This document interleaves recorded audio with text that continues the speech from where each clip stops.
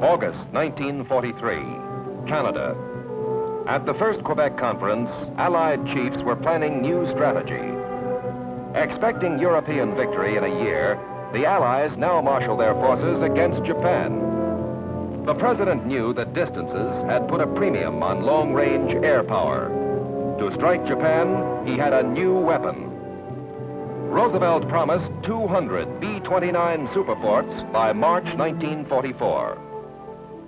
Inside the Chateau Frontenac at the Joint Chiefs Conference, General Arnold proposed to pierce the inner zone of Japan's homeland with the unbuilt bombers from bases to be erected in China.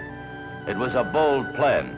At the time of the Quebec Conference, we only had 11 Superforts. Hap Arnold's motto was to become famous. He announced, "The difficult we do immediately.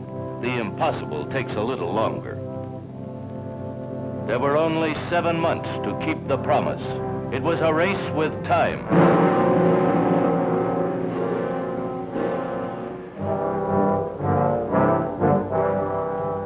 We aircraft workers came from all walks of life. A few of us had built planes in World War I. We were a part of the strength of America, now working for Boeing, Bell, and Martin. Their factories had sprung up across the country, in Georgia, Kansas, Nebraska, in the state of Washington.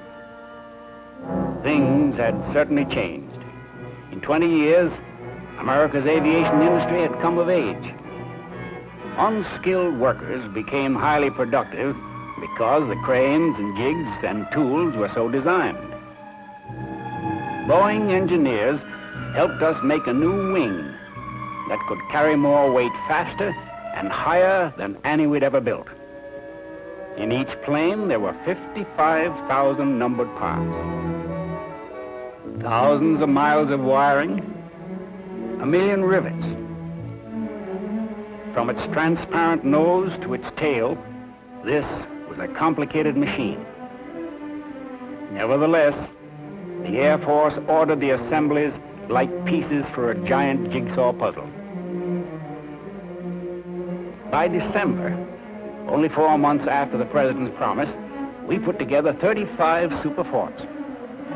Then, every hour of every day, identical miracles of modern machinery were brought together.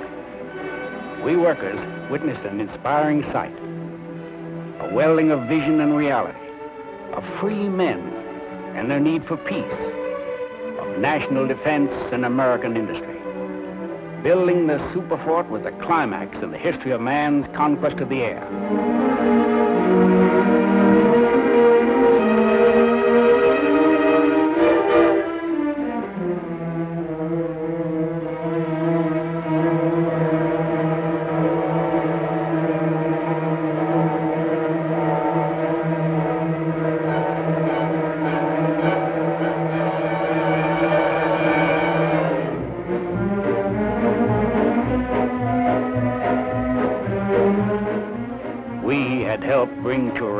The dreams of Billy Mitchell and Frank Andrews, the plans of Hap Arnold and Tooey Spots.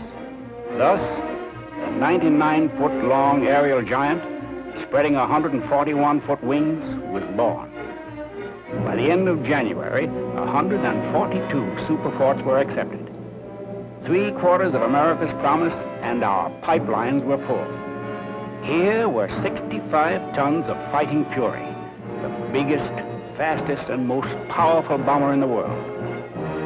Now our sons and brothers could take the B-29 to war.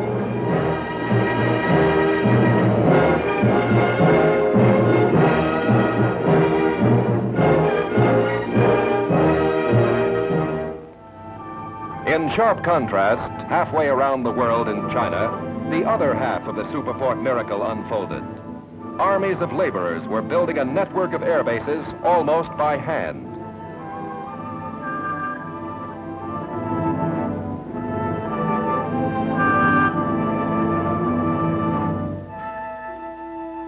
These lean, sinewy Chinese, measuring their work by the remaining Earth pyramids, wrote a magnificent chapter in the saga of the Superfort, 2,000 years after their ancestors had built the Great Wall for the defense of China. Here were the same primitive methods: baskets and hoes, muscles and goodwill, and wheelbarrows which squeaked to keep imaginary devils away. With the machinery of only their million hands, stone by stone was patiently set. A modern Chinese wall was taking shape.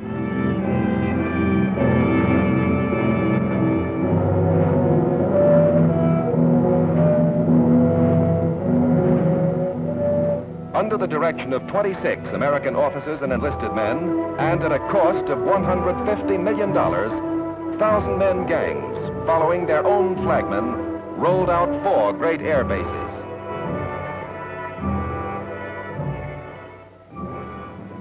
April 24th became a day for us in the 20th Bomber Command to remember.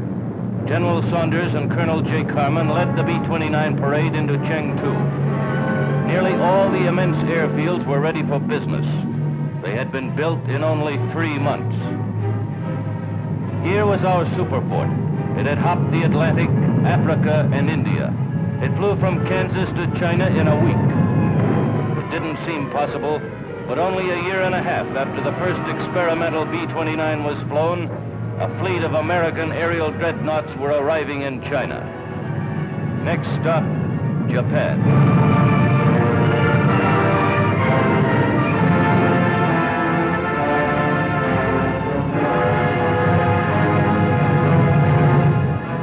Within 10 days, our Asiatic strength was 130 Superforts. Directed by the Joint Chiefs of Staff because of our long range and power, we were the first units of the 20th Air Force. The President's promise was being kept. With more Superforts on the way, the runway builders never stopped.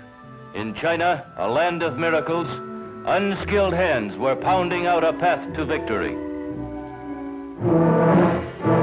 Meanwhile, in Japan, 1,500 miles to the east, other hands had forged a modern war machine. Geared for war since 1928, their production rolled on. Like the Germans, they believed their empire invulnerable. Since Pearl Harbor, steel capacity had doubled. 1/3 was hammered into ships, ships to exploit conquered lands, ships to support far-flung military forces. Though suffering from shipping sunk by the Allies, Japan maintained the world's 3rd largest merchant fleet with continued launchings.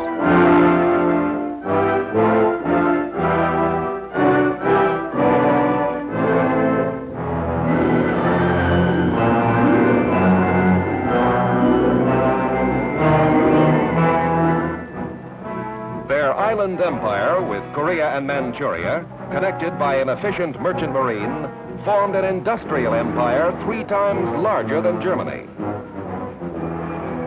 Their ground forces had expanded to 5 million fanatics, nearly 4 times their strength at the time of Pearl Harbor. As the conquerors of 500 million people, they had to be stopped.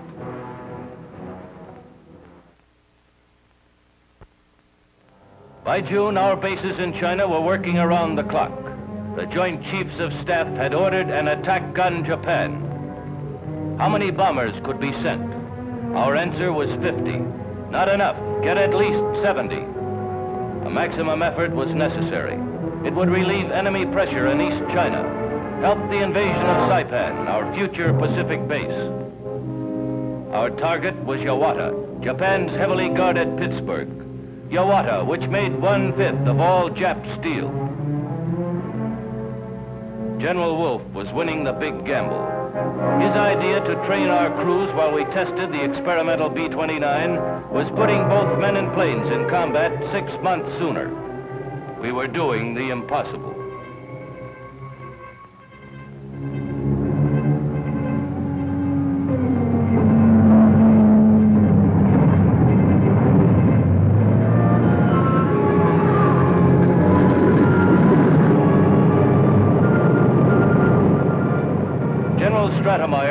theater air commander, and Wolf watched 68 Superforts become airborne.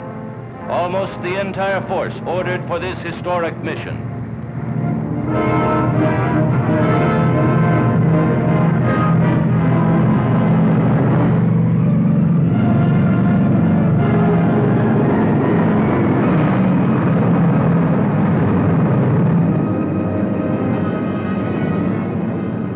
Followed the lead ship named Lady Hamilton. We followed General Blondie Saunders and his pilot, Colonel Howard Engler.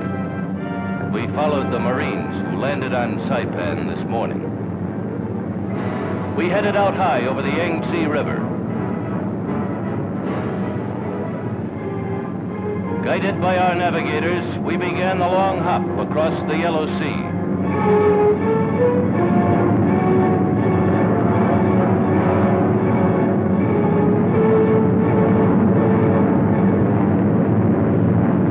Landfall, Japan. The enemy was waiting. Up came heavy, bursting flak. Nearly 5 miles below lay the sprawling mills that armed the Japs. Jimmy Doolittle had said we'd be back. And we were.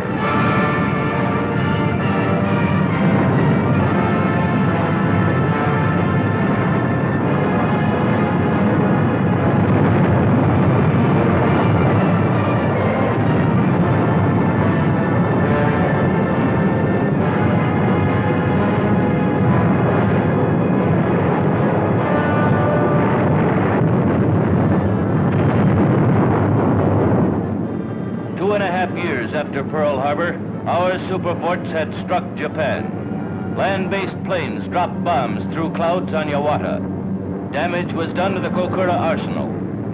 Punishment to the steel industry was not extensive, but the B29 Blitz was underway.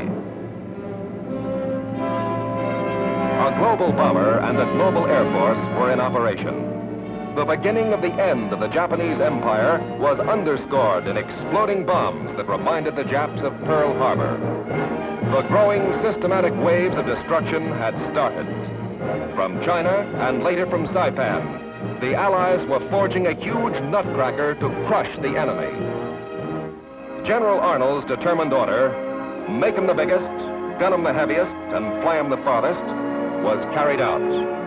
He warned the enemy, no part of the Japanese Empire is now out of our range. No war factory too remote to feel our bombs. The battle for Japan is now underway with full speed ahead.